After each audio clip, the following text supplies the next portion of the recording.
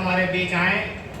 और मैं एक शेर के साथ आपको दावत देना चाहूँगा कि किताब सादा रहेगी कब तक, किताब सादा रहेगी कब तक, कभी तो आगाज़ बाग होगा, जिन्होंने बस्ती उजाड़ डाली कभी तो उनका हिसाब होगा। जनाब बाबा साहब।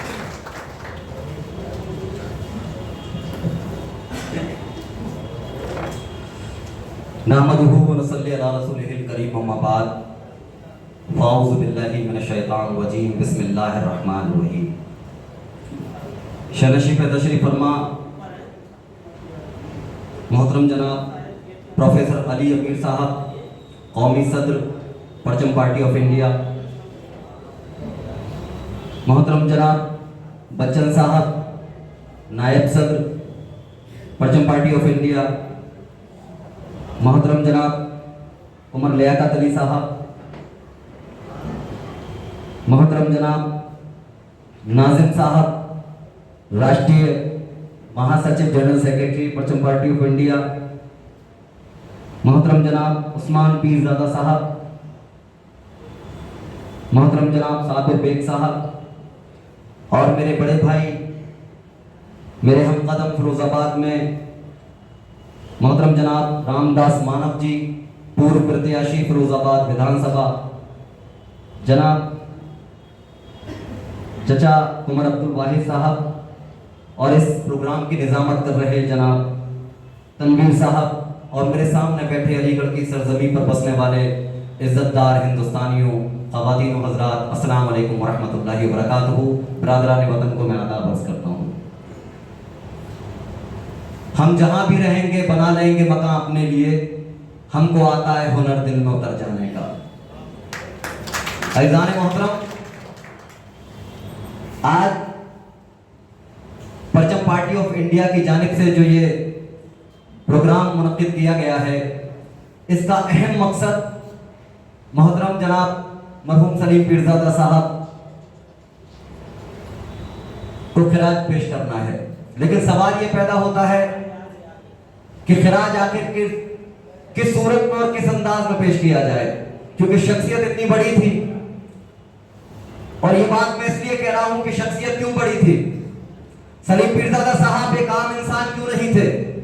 वो इसलिए नहीं थे कि मुल्क की आजादी 1947 15 अगस्त 1947 को जब ये मुल्क आजाद हुआ, तो आजादी के वक्त ये मुल्क सिर्फ आजाद नहीं हुआ, खाली उस वक्त में दो काम ऐसे हुए कि एक तरफ मुल्क आजाद हुआ और एक तरफ इस मुल्क की तकसीम हुई।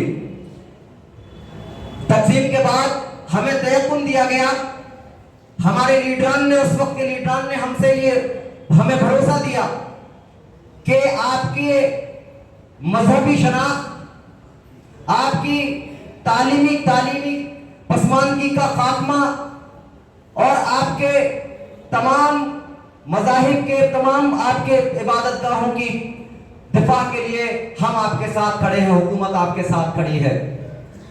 लेकिन 70 बरस के अंदर जब तक सलीम पीरजादा साहब ने ये पार्टी नहीं बनाई थी, और ये बनी क्यों पार्टी? सलीम पीरजादा साहब ने ये देखा था उस वक्त कि 65 साल के अंदर इस हिंदुस्तान के एक बहुत बड़ी आबादी को दारू गुलामी पिला पिला कर सुला दिया गया।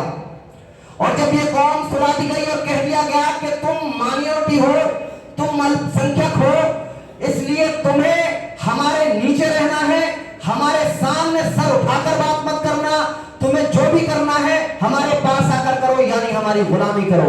उस वक्त सलीम पीरजादा साहब ने कोई फैसला किया। 70 बरस में आपके लीडरों ने, जितने लीडर यहां पर हिंदुस्तान में आए, यकीन मानो उन्होंने कीकड़ माना, मुनासिब सच्चा कीकड़, क्योंकि कीकड़ बहुत जल्दी तनावर दरख्त बन जाता है। लेकिन सलीम पीरजादा साहब ने जाफरान का बीज बोया, जाफरान का, क्योंकि जाफरान एक तानावर दरख्त बनने में 20 साल लगते हैं, 20 से 25 साल लगते हैं। जिन लोगों ने कीकड़ बोए थे, जब वो कीकड़ बड़े हुए तो आपने देखा कि कांटे हमारे और हमारी नस्लों के सामने आ रहे हैं। और जब जाफरान आज बनकर जब सामने आया है, तो इंशाअल्लाह ताला हम आपको तयक्कुन दे रहे हैं कि जाफरान से हिंदुस्तान की हर कौम और मिल्लत को फायदा पहुंचेगा, इसकी खुशबू से हर एक को फायदा पहुंचेगा। अज़ीज़ान मोहतरम, सलीम पीरजादा साहब के बारे में कहने के लिए मेरे पास बहुत कुछ है, लेकिन वक्त बहुत कम है। मेरे बाद कौमी सदर साहब को भी बोलना है। इंशाअल्लाह ताला प्रोग्राम आगे बहुत सारे लगने जा रहे हैं, लेकिन मैं आपको अपने बारे में थोड़ा सा बता देना चाहता हूं। यकीनन मेरी पैदाइश इसी अलीगढ़ की है। मेरी पैदाइश मेरे घर वालों ने, मेरी परवरिश मेरे घर वालों ने, मेरे अजीजों ने, मेरे हबीबों, मेरे अजीज, मेरे दोस्तों ने, साथ में मेरी परवरिश हुई है, मेरी परवरिश की है। लेकिन अलीगढ़ मुस्लिम यूनिवर्सिटी से मुझे तालीम हासिल करने का मौका नहीं मिला। लेकिन ये बात मैं जिम्मेदारी के साथ कह सकता हूं कि अलीगढ़ मुस्लिम यूनिवर्सिटी के साए में अगर तरबियत एहतशाम अली बाबर ने हासिल की तो इसी सर सैयद की, क्या कहते हैं, सर सैयद का जो चमन है, इसी से मैंने तरबियत हासिल की। लेकिन इस बात को भी, अगर आज जवानी के दौर पर आया एहतशाम अली बाबर, उसके बाद सियासत में कदम रखा, तो अगर आज फिरोजाबाद के जिला सदर होने से परचम पार्टी ऑफ इंडिया का सूबाई सदर एहतशाम अली बाबर बना है, तो ये जो सियासी परवरिश है ये फिरोजाबाद के अवाम ने की है, फिरोजाबाद के नौजवान, फिरोजाबाद के बुजुर्गों ने की। इसलिए फिरोजाबाद के तमाम बुजुर्गों को, नौजवानों को एहतशाम अली बाबर फिरोजाबाद की इस मुबारक सरजमी से, इस तारीखी प्रोग्राम से सलाम करता है। अज़ीज़ान मोहतरम, हालात आप मुल्क के जानते हैं, बताने की जरूरत नहीं है। परचम पार्टी ऑफ इंडिया आपको बस एक यकीन दिलाने आई है। 70 बरस के अंदर जो हुआ है आप उससे बखूबी जानते हैं। 70 बरस में हुआ यह है कि आपको लूटा गया है। परचम पार्टी ऑफ इंडिया का मकसद क्या है? परचम पार्टी ऑफ इंडिया का अहम मकसद यह है, हम ये चाहते हैं कि अवाम के दरमियान में जाकर अवाम के दिलों पर दस्तक देते हुए आपके सियासी शऊर को बेदार करें। और मैं कुछ सियासी शऊर की बात कर रहा हूं, मैं वो सियासी शऊर ये है कि जब आपको नेहरू जी ने आवाज दी तो आप नेहरू जी के साथ चले गए। आपको इंदिरा गांधी ने आवाज दी, आपने इंदिरा गांधी का साथ दिया। आपने जब आपको मोरारजी देसाई ने आवाज दी, आपने मोरारजी देसाई का साथ दिया। आपको चौधरी चरण सिंह ने आवाज दी, आपने चौधरी चरण सिंह का साथ दिया। आपको वीपी सिंह ने आवाज दी, आपने वीपी सिंह का साथ दिया। आपको देवे गौड़ा ने आवाज दी, आपने देवे गौड़ा का साथ दिया। आपको मनमोहन सिंह ने आवाज दी, आपने मनमोहन सिंह का साथ दिया। आपको मायावती जी ने आवाज दी, आपने मायावती जी का साथ दिया। आपको मुलायम सिंह यादव ने आवाज दी, आपने मुलायम सिंह यादव का साथ दिया। लेकिन आज अपने दिल पर हाथ रखकर कसम खाकर बताइए, इन तमाम का 70 साल में जिन आपने साथ दिया, क्या इसमें से किसी एक ने आपका साथ दिया? किसी एक ने साथ दिया? अगर साथ दिया होता तो आज आप इस दहलीज पर ना खड़े होते। बड़े मैं जिम्मेदारी के साथ कह सकता हूं, हो सकता है मेरी बात से आपको तकलीफ पहुंचे। याद रखना, हिंदुस्तान में बसने वाले, अलीगढ़ की सरजमी पर बसने वाले हिंदुस्तानी मुसलमानों, आज हिंदुस्तान में एक चपरासी की तो इज्जत है, लेकिन मुसलमान सरदार की 2 टके की इज्जत नहीं है। ये बात मैं जिम्मेदारी के साथ कह सकता हूं। और क्यों इज्जत नहीं है? क्योंकि आपकी सियासी शनाख्त नहीं है। सियासी शनाख्त नहीं है, उठाकर देख लीजिए आप, आज आपके बारे में बोलने वाला कोई नहीं है। आप हर रोज मरते हैं, हर रोज आपको मारा जाता है, काटा जाता है, जलील किया जाता है, रुस्वा किया जाता है, लेकिन किसी के कान पर जू नहीं रेंगती। क्यों? क्योंकि आपने एक लीडर नहीं बनाया, अपनी पार्टी का साथ नहीं दिया। और ये बात कहने भी मुझे कोई तकलीफ नहीं है जाने मोहतरम, कि लखनऊ की तकरीर में सलीम पीरजादा साहब ने कहा था कि मुसलमानों 70 बरस में तुमने दलाल तो पैदा किए, लेकिन लीडर एक भी पैदा नहीं किया। अगर आपने लीडर पैदा किया होता तो यकीन मानिए आज आपके हालात बेहतर होते। परचम पार्टी ऑफ इंडिया की जानिब से मैं सूबाई सदर होने के नाते मैं आपको एक तयक़ुन देता हूं, जिम्मेदारी के साथ इस बात को कह रहा हूं कि आज के बाद परचम पार्टी ऑफ इंडिया में आपको एक लीडर नहीं मिलेगा। हम नेता बनना नहीं चाहते, क्योंकि आप नेता बनाना नहीं चाहते, हम नेता बनना नहीं चाहते। हम अगर बनेंगे तो आपके सियासी वकील बनकर आए हैं, सियासी वकालत करने आए हैं।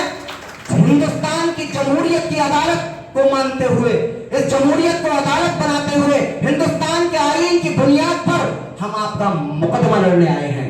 हम आपके सियासी वकील हैं और मुकदमा लड़कर दिखाएंगे आपका। लेकिन एक चीज याद रखिएगा, हर नमाज में जिस तरीके से आप क़याम में गवाही शहादत देते हैं, कहते हैं अशहदु अल्ला इलाहा इल्लल्लाह व अशहदु अन्ना मुहम्मदन अब्दुहु व रसूलुहु, और इस सूली को उठाते हैं।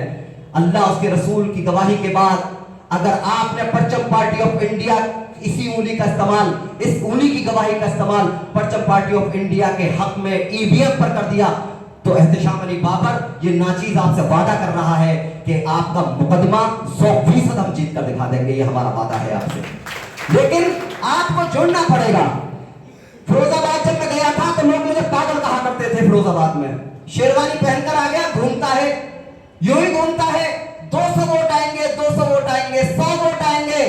और अल्लाह ने ऐसा किया, मेहनत की, गलियों में गया, लोगों से मुलाकात की, लोगों को जोड़ा, नौजवानों को जोड़ा, और अल्लाह ने ऐसा किया कि उसी फिरोजाबाद के लोगों ने, अवाम ने पहली बार में 11,478 वोट दिए। कोई नहीं था, ना जमीन थी, ना जायदाद थी, ना घर था, ना बार था, ना रिश्तेदार था, लेकिन फिरोजाबाद की अवाम ने अपने दिल में जगह दी। क्यों जगह दी? क्योंकि लोग के पास जब तक आप जाएंगे नहीं, आप उनसे कहेंगे नहीं, उनकी बात नहीं कहेंगे, होता क्या है। यहां भी एक साहब है अलीगढ़ के अंदर एक साहब है, 2 बार यहां से विधायक रहे, 2 बार विधायक रहे। मैं चैलेंज के साथ कह सकता हूं, उनकी दोनों बार विधायक की, असेंबली की उठाकर देख लीजिए कि मैं वादा कर रहा हूं कि एक बार ये दिखा दे कोई अलीगढ़ का मुझे जिम्मेदार शख्स कि विधानसभा से 2 बार विधायक रहने वाले शख्स ने कितनी बार अलीगढ़ के बुनियादी मसाइलों को उठाया विधानसभा के अंदर। एक बार नहीं उठाया होगा। और ये बात मैं क्यों कह रहा हूं? इसलिए कह रहा हूं कि ऐसे लोगों को जब आप विधायक बनाकर भेजते हैं कि जो सिर्फ 8वीं फेल, अलीगढ़ वालों, आपने 8वीं फेल के सामने किसे रिजेक्ट किया?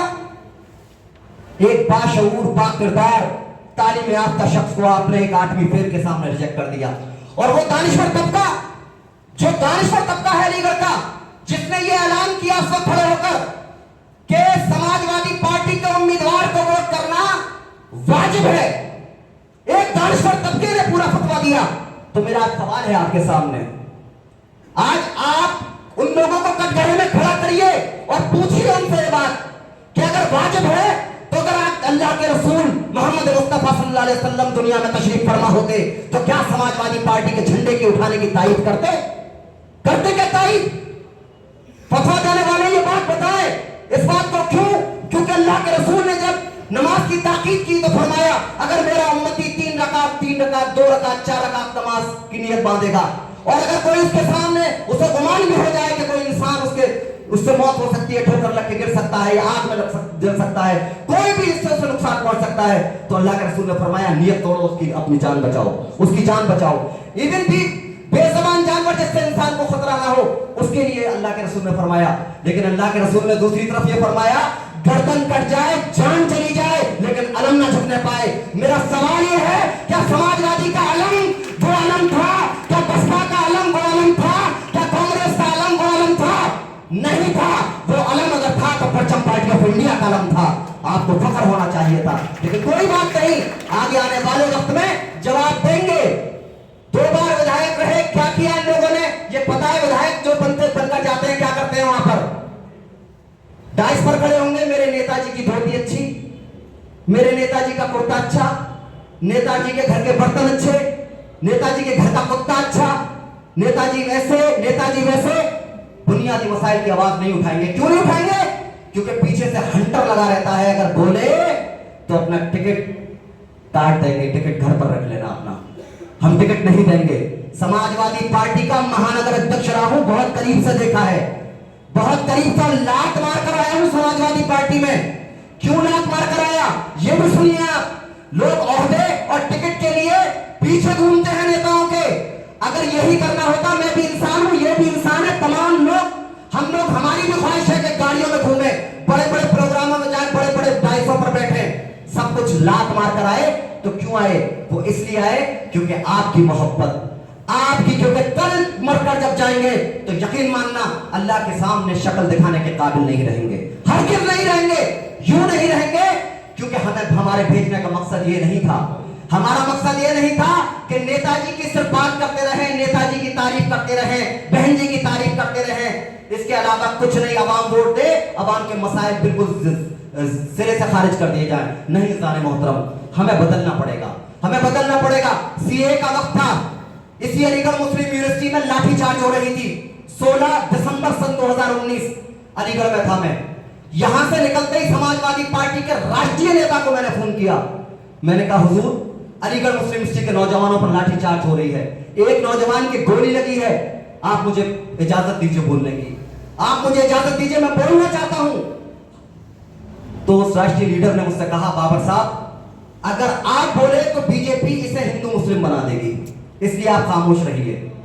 उसी वक्त मैंने फैसला किया कि वो पार्टी जिन लोगों ने मुझे बाबर बनाया, जिन लोगों ने इस काबिल बनाया, अगर एहतशाम अली बाबर उनकी आवाज ना उठा पाए तो लानत ऐसी सियासत के ऊपर। लात मारी और लात मारकर इस्तीफा देकर छोड़कर चलाया। मुझे मालूम है उसके बाद फौरन इन्हीं जालिमों ने मेरे खिलाफ देशद्रोह का मुकदमा लिखवा दिया फिरोजाबाद के अंदर। लेकिन अल्लाह, मैं हिफाजत करने वाला अल्लाह है, कोई बात नहीं, ये सब कुछ चलता रहता है। लेकिन आपसे मेरी दरख्वास्त यह है अज़ान मोहतरम कि बदलना पड़ेगा हमें। क्यों बदलना पड़ेगा? आपको मुजफ्फरनगर याद है ना? याद है यानी भूल गए? या फिर मुजफ्फरनगर याद है? समाजवादी पार्टी के कोई नेता आए तो उनसे पूछना क्यों नहीं जवाब देते मुजफ्फरनगर के ऊपर। इसलिए जवाब नहीं देते क्योंकि इनके पास जवाब नहीं है। मुजफ्फरनगर या मेरी मां बहनें तशरीफ फरमा है, क्या हमारी बहनों के साथ इज्जत नहीं लूटी गई थी? किसने लुटवाई थी इज्जत? कौन थे वो लोग? जिन्हीं के लोग थे। उधर इज्जत लुट रही थी, उधर हमारे बच्चे 40 बच्चे सिर्फ इस वजह से मर गए, ठंड की वजह से मर गए कैंपों में। और मुलायम सिंह यादव जी आप तो दुनिया में नहीं है, उन्होंने उस कैंपों पर बुलडोजर चलवा दिया। क्यों चलवाया? क्योंकि वो मुसलमान थे। इसलिए जाने मोहतरम इन चीजों को देखना पड़ेगा। गुजरात का मंजर शायद आप भूल गए, गुजरात भी शायद भूल गए होंगे आप। वो खातून जिसके पेट में खंजर भोंक दिया गया और खंजर से निकल होने वाली तकलीफ, उसके चेहरे में पेट से निकलने वाला वो मासूम बच्चा, उस मासूम बच्चे को ऊपर उठाकर उसकी गर्दन काट दी गई और उसके टपकते हुए खून का कतरा मुसलमानों आज चीख कर पुकार कर कह रहा है कि मेरा कातिल मोदी है, मेरा कातिल मोदी है, मेरा कातिल मोदी है। लेकिन इस पर कोई जवाब देने वाला नहीं है। आपको बदलना पड़ेगा इस बुनियाद पर नहीं कि खाली मुसलमानों की बुनियाद पर। परचम पार्टी ऑफ इंडिया आपको यकीन दिलाती है कि हम सिर्फ मुसलमानों को लेकर नहीं चलेंगे। मुसलमानों की बात तो सिर्फ इसलिए मजबूरन करना पड़ता है क्योंकि कांग्रेस ने बताया कि मुसलमान दलितों से बदतर जिंदगी गुजार रहा है। हमें तो नहीं पता था, कांग्रेस ने ही तो बताया कि दलितों से बदतर जिंदगी गुजार रहा है मुसलमान। हम उन तमाम तबके को लेकर साथ आने जा रहे हैं आगे इंशाअल्लाह ताला कि जिन तबकों का सियासी कोई नुमाइंदगी नहीं है, सियासी शनाख्त नहीं है। रामदास मानव जी मेरे साथ रहे हैं, अभी इस बार निर्दलीय चुनाव लड़े थे, 7,000 8,000 निर्दलीय चुनाव लड़कर अलग वोट पाए हैं। ये वो शख्स है फिरोजाबाद के कि जिन्होंने जमीनी तौर पर लड़ाई ली। हुकूमत आए दिन जेल भेजती रहती है, आए दिन जेल भेजती रहती है। जिस तबके से जिस बरादरी से आते हैं उसकी कोई सियासी नुमाइंदगी नहीं है। बहन जी ने जिस दिन से बाबा साहब अंबेडकर की नीतियों को छोड़कर, उस विचारधारा को छोड़कर ब्राह्मणवाद और बीजेपी की और आरएसएस की आइडियोलॉजी को अपने सामने रखा है, साथ रखा है, बहन जी उसी दिन से खात्मा हो गया है। मुलायम सिंह यादव जी के फर्जंद अखिलेश यादव जी विधानसभा में अभी बोल रहे थे, लगातार 5 दिन बोले। यकीन बताओ एक बार उन्होंने आपके मसाइल को उठाया हो? एक बार सिंगल नहीं उठाएंगे मेरे भाई। क्यों नहीं उठाएंगे? क्योंकि वो जानते हैं कि उत्तर प्रदेश का मुसलमान मेरा गिरफ्तार वोटर है, गिरफ्तार वोटर है। और जब तक आप गिरफ्तार बनते रहेंगे तब तक आपको गिरफ्त में रखा जाएगा। जिस दिन आप आजाद हो गए, जिस दिन आपने फैसला कर लिया कि नहीं बहुत हो गया, अब हम आगे बढ़ेंगे और अपने लोगों को कामयाब करेंगे, अपने आप को कामयाब करेंगे, यकीन मानिए तमाम के तमाम आपके घुटनों के बल पर बैठे हुए नजर आएंगे। ये मेरा वादा है और ये मैंने देखा है करते हुए। जिस वक्त 57,000 वोट और 10 पार्षद फिरोजाबाद की सरजमी पर मैं जीता था, अल्लाह ने जिताया था और अवाम ने मेहनत करके जिताया था। समाजवादी पार्टी 40,000 वोट पर आकर रुक गई थी, बहुत बड़ा लीडर 40,000। समाजवादी पार्टी 10 पार्षद पर आकर रुक गई थी, बहुजन समाज पार्टी 30,000 वोट पर आकर रुक गई थी, दूसरी बड़ी पार्टी बनकर उभरी थी। कोई नामो निशान नहीं था उससे पहले वहां पर किसी ऐसी क़यादत का। आप इतने घबराते क्यों हैं? आज अगर आप यकीन मानिए देखेंगे, आपको ये लगेगा कि परचम पार्टी ऑफ इंडिया तो बहुत छोटी पार्टी है। यकीनन अगर आज आप समाजवादी पार्टी, बहुजन समाज पार्टी, कांग्रेस और भारतीय जनता पार्टी, इनकी सियासी ताकत, इनकी गाड़ी, इनके घोड़े, इनकी तमाम महिला, इनकी तमाम चीजों पर अगर फीता डालकर हमसे बराबरी करेंगे तो यकीन मानिए परचम पार्टी ऑफ इंडिया सुई की नोक के बराबर इनके सामने आप पाएंगे, सुई की नोक के बराबर। लेकिन दूसरी हमारे जज्बा ईमानी, हमारा हौसला और हमारे नजरियात की बुनियाद पर अगर आप फीता डालेंगे तो कसम से रब्बे काबा की जिसके कब्जा कुदरत में हमारी जान है, इन तमाम को सुई की नोक के 10वें हिस्से पर पाएंगे। हमारा वादा है आपसे, क्योंकि हमसे मजबूत नजरियात किसी के पास नहीं है। सर सैयद और अम्बेडकर के नजरियात से मजबूत हिंदुस्तान में कोई नजरियात नहीं है। और परचम party of India sir Syed और अम्बेडकर के नजरियात को लेकर आगे जा रही है और आगे बढ़ने जा रही है। परचम पार्टी ऑफ इंडिया का तीन अहम मुद्दे हैं जिस पर हम आगे हम आपकी मुकदमा लड़ने जा रहे हैं। अहम मुद्दा यह है कि परचम पार्टी ऑफ इंडिया ने सरकार से मांग की है और जिस पर हम आंदोलन करेंगे इंशाअल्लाह ताला। पहला मुद्दा यह है कि उत्तर प्रदेश को 3 भागों में विभाजन किया जाए, इसका तकसीम किया जाए उत्तर प्रदेश को। पहला पूर्वांचल, दूसरा बुंदेलखंड और तीसरा पश्चिम उत्तर प्रदेश। और ये क्यों होना चाहिए? ये इसलिए होना चाहिए क्योंकि लॉ एंड ऑर्डर सबसे बड़ा मसला है। जो गरीब तबके, एक गरीब भाई जो आखिरी पायदान पे खड़ा है, उसे उसका हक नहीं मिल पा रहा है। जब तक इसके 3 टुकड़े नहीं होंगे उत्तर प्रदेश के, जब तक मसाइल हल होने वाले नहीं है। और दूसरी इसकी सबसे बड़ी वजह यह है कि फिरोजाबाद से लेकर सहारनपुर, रामपुर से लेकर नोएडा, गाजियाबाद, ये 6 मंडल और 26 जिले, ये ऐसे जिले हैं जिसमें सबसे ज्यादा औद्योगिक प्लांट यहाँ हैं, केमिकल के प्लांट यहाँ हैं, खेती सबसे अच्छी। पश्चिम उत्तर प्रदेश सबसे ताकतवर इलाका, सबसे ज्यादा रेवेन्यू हमारे पास। लेकिन हमारे रेवेन्यू का इस्तेमाल ये सरकारें कहां करती हैं? ये सरकारें उठाकर पूर्वांचल और बुंदेलखंड में करती हैं। जबकि उस पर पहला हक अगर किसी का है तो पश्चिम उत्तर प्रदेश के नागरिकों का है, आपका है, हमारा है, तमाम लोगों का है। इसलिए परचम पार्टी ऑफ इंडिया इसकी लड़ाई जमीनी तौर पर लड़ने जा रही है। दूसरी, सामाजिक सुरक्षा। हर इंसान को सुरक्षा मिलनी जरूरी है जो आज नहीं मिल पा रही है। तीसरा मुद्दा, वास्तविक तौर पर महिला सशक्तिकरण और महिलाओं की सुरक्षा। हम ये चाहते हैं कि हमारी बहन बेटी की तरफ कोई आंख उठाकर ना देखे। अगर खुदा ना खास्ता आंख उठाकर देखे तो हम कहें बच्चों से, अपनों से, कि जो बच्चे हमारे गली के अंदर बैट बॉल खेलते हैं या खेलते हैं, उन बच्चों से कहेंगे, कानून बनाएंगे ऐसा कि ये जालिम है जिसने हमारी बहन बेटी की तरफ आंख उठाकर देखा है, हम इसकी आंख निकाल कर तुम्हें दे रहे हैं, इससे कंचे खेलो। ये हम कंचे खिलवा कर छोड़ेंगे इंशाअल्लाह ताला। क्यों? क्योंकि जब तक ये मजबूत पैगाम आप नहीं देंगे तब तक आपके हालात, आपके मसाइलों का हल बहुत मुश्किल है। जाने मोहतरम, हम मैदान में आ रहे हैं और आपसे एक ही दरख्वास्त है कि हमें आपके साथ की जरूरत है। साथ कैसा चाहिए? खाली ये नहीं चाहिए आपसे कि यहां के बाद इस मुहिम को खत्म कर दिया जाए। समाजवादी पार्टी, बहुजन समाज पार्टी, तमाम पार्टियां हैं, लेकिन सबको आप आजमा चुके हैं। ये तो नहीं कह सकते कि नहीं आजमाया था। सन 2014 में आपसे कहा कि भाजपा को हराने के लिए वोट करो। सन 2017 में भी कहा कि भाजपा को हराने के लिए वोट करो। सन 2019 में भी कहा कि भाजपा को हराने के लिए वोट करो। सन 2022 में भी कहा कि भाजपा को हराने के लिए वोट करो। 4 बार भाजपा जीती। क्या भाजपा को हराने का ठेका आपका और हमारा ही है क्या? बताइए, भाजपा को हराने का ठेका हमारे पास है?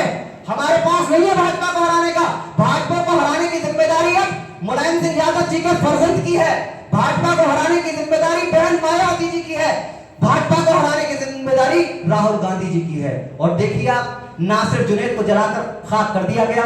70 किलोमीटर दूर यही कांग्रेस के कायद जाते हैं, कांग्रेस के लीडर जाते हैं, श्री राहुल गांधी जी, आप जुनैद और नासिर के घर नहीं जाते हैं। क्यों नहीं जाते? क्योंकि उन्हें मालूम है कि अगर नाम ले दिया तो बिरादरान वतन नाराज हो जाएंगे, हिंदू बिरादरान वतन नाराज हो जाएंगे। इस डबल स्टैंडर्ड को परचम पार्टी ऑफ इंडिया पूरी तरह इसकी मजम्मत करती है और आपसे ये वादा करती है कि आने वाले वक्त में फिरोजाबाद से लेकर रामपुर, अलीगढ़, आगरा, हम पूरी तरीके से चुनाव लड़ने जा रहे हैं। मजबूती से हमें आपके साथ की जरूरत है। और दूसरी चीज जाने मोहतरम, एक बात और मैं कहना चाहता हूं, कि आजकल यहां पर मैंने देखा, अलीगढ़ में एक साहब कह रहे थे कि समाज, यहां पर चौराहे पर था मैं, तो एक साहब कह रहे थे कि समाजवाद की मुझे डेफिनेशन बता रहे थे। आजकल उनके कौमी सदर भी समाजवाद की डेफिनेशन बता रहे हैं। तो मैं आपको एक बात कहना चाहता हूं। हजरत उमर बिन खत्ताब रजी अल्लाह ताला अन्हु पर जब वार किया गया तो आप जख्मी हो गए थे। आपने अपने फर्जंद को बुलाया और फरमाया कि बेटा, मुझ पर 80 दीनार कर्जा है, मेरे बाद इस कर्जे को तुम अदा करना। सबसे पहले मेरे भाइयों के पास जाना, अगर वो मदद ना करें तो दोस्तों के पास जाना, अगर वो मदद ना करें तो फिर हजरत अली के पास जाना रज़ी अल्लाह ताला अन्हु। और दूसरी वसीयत आपने की कि खिलाफत के मामले में मेरी औलाद को मशवरे में भी ना पूछा जाए। हुकूमत के नाम पर अपने घरों को भरने वाले, हुकूमत के नाम पर गरीब आवाम का खून चूसने वाले, हुकूमत के नाम पर अपने गारत का घड़ा भरने वाले, हुकूमत के नाम पर करप्शन करने वाले, हुकूमत के नाम पर पैदल से पराडों का सफर करने वाले, झोंपड़ी से महलात का सफर करने वाले, भूखे नंगे बेशरम बेगैरत दो कौड़ी के लोग हमें आज समाजवाद बता रहे हैं। अरे समाजवाद तो आपकी और हमारे घर के दहलीज की लौट ही रहा है, बस फर्क इतना है कि उसे आपको समझना है। और इंशाअल्लाह ताला आने वाले वक्त में इसी हकीकी और तारीखी समाजवाद को हिंदुस्तान के गोशे गोशे में लागू करके दिखाएंगे। इंशाअल्लाह ताला वक्त आएगा कि हम लागू कर दिखाएंगे। अभी हम लखनऊ गए, आप उत्तर प्रदेश का बाबा का हाल जानते हैं, मुख्यमंत्री जी का। मुख्यमंत्री जी का हाल आप देख रहे हैं, तार दो, फाड़ दो, चीर दो, नाट दो, सब मतलब वो लैंग्वेज अदा करते हैं उत्तर प्रदेश के मुख्यमंत्री। जो एक गली के नुक्कड़ पर बैठा गुंडा मवाली टाइप का एक लड़का होता है, वो जिस लैंग्वेज का इस्तेमाल करता है वही उत्तर प्रदेश का मुख्यमंत्री आज कर रहे हैं। अभी हम लखनऊ गए थे तो नाज़िम साहब हमारे साथ थे, और जिस चीज को मैं कह रहा हूं यकीन मानिए वो आप समझेंगे कि सही बात है। नाज़िम साहब मेरे साथ थे, विधानसभा के सामने से निकल रहे थे हम, नाज़िम साहब ने रोक लिया। नाज़िम साहब बोले, अरे बाबर साहब रुकिए, देखिए क्या हो रहा है। देखा तो एक सांड विधानसभा की तरफ मुंह करके खड़ा हुआ था, विधानसभा की तरफ मुंह करके खड़ा हुआ था, उसके होंठ खुले हुए थे, पूंछ ऊपर को उठी हुई थी। नाज़िम साहब ने मुझसे कहा कि बाबर साहब ये यहाँ क्या कर रहा है। मैंने आपको मालूम नहीं क्या कर रहा है? अरे उत्तर प्रदेश की सरकार गऊ है, उसका इंतजार कर रहा है। उत्तर प्रदेश की सरकार गऊ है, उसका इंतजार कर रहा है। फिर नाज़िम साहब ने कहा कि अगर अल्लाह इसे जबान देता तो ये क्या कहता?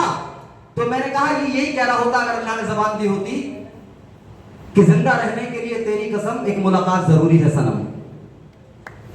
थोड़ी देर बाद देखा कि गाड़ी आई और गाड़ी में 3 लोग उतरे और गाड़ी पे लिखा था मोहब्बत के दुश्मन।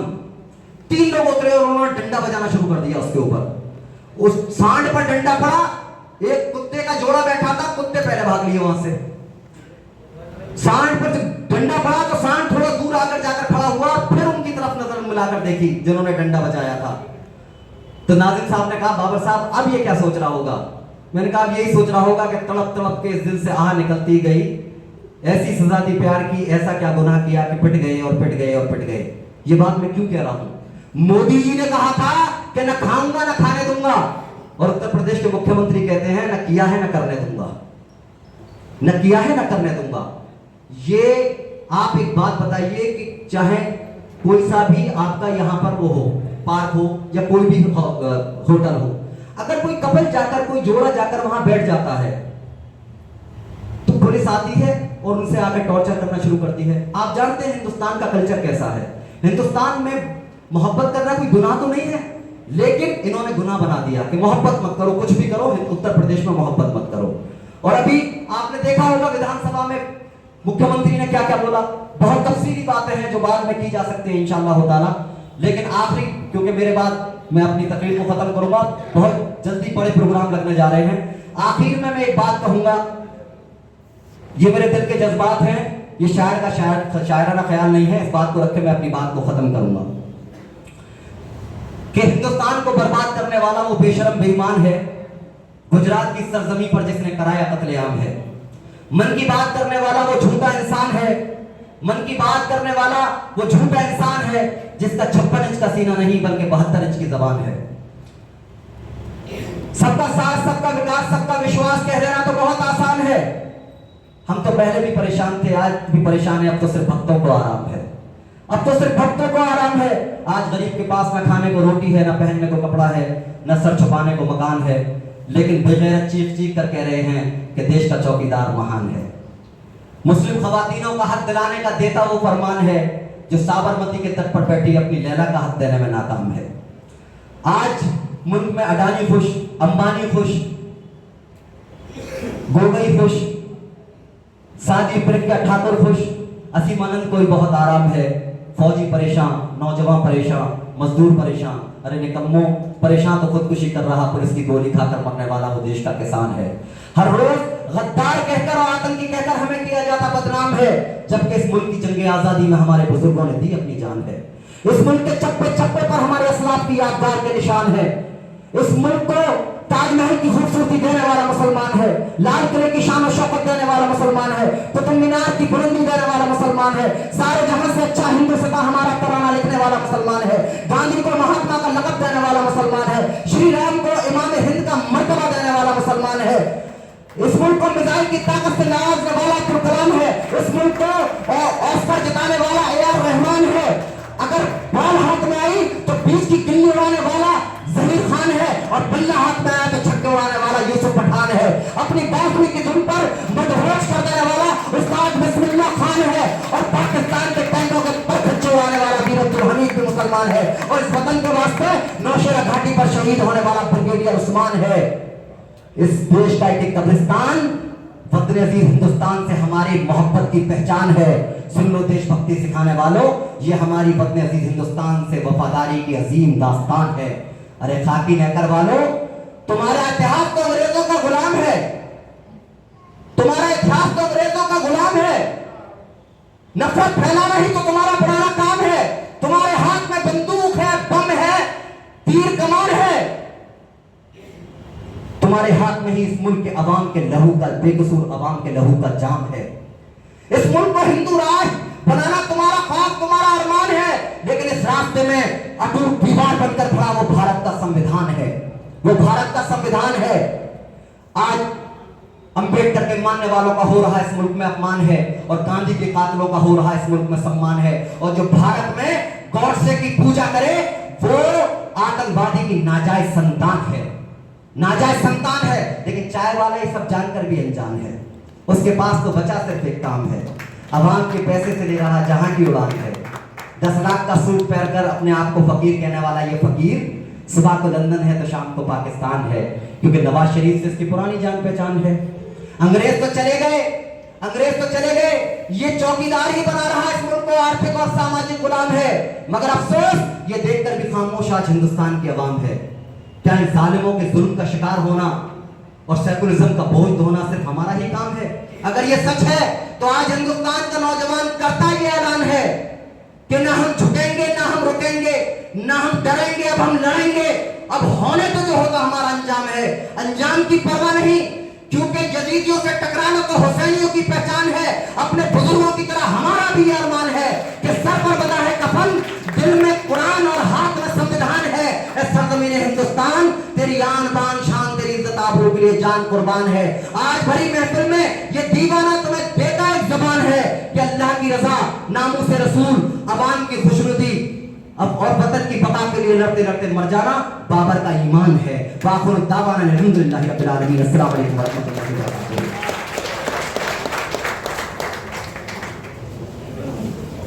बहुत बहुत